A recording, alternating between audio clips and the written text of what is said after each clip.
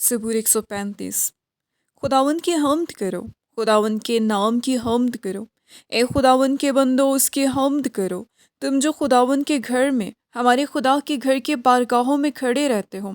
खुदावंद की हम्द करो क्योंकि खुदावंद भला है। उसके नाम की मदह सराई करो कि ये दिल पसंद है, क्योंकि खुदावंद ने याकूब को अपने लिए और इसराइल को अपनी ख़ास मिल्कियत के लिए चुन लिया है। इसलिए कि मैं जानता हूँ कि खुदावंद बुजुर्ग है और हमारा रब सब माबूदों से बाला तर है।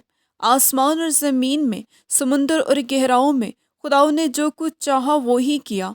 वो ज़मीन की इंतहा से बुखारात उठाता है, वो बारिश के लिए बिजलियाँ बनाता है और अपने मखसनों से आंधी निकालता है।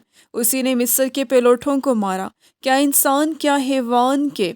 ए मिस्र, उसी ने तुझ में फ़िरौन और उसके सब खादमों पर निशान और अजाइब ज़ाहिर किए।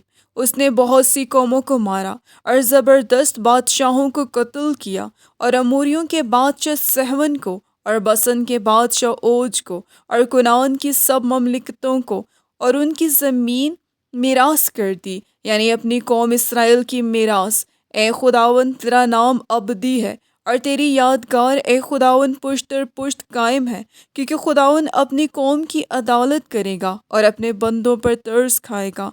कौमों के बुत चांदी और सोना है, यानी आदमी की दस्तकारी।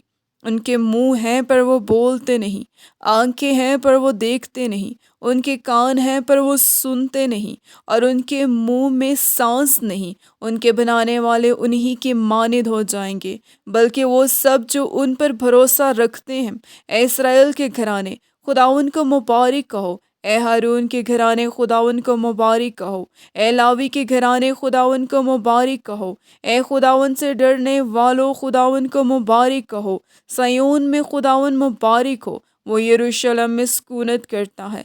खुदावंद की हम्द करो। आमीन।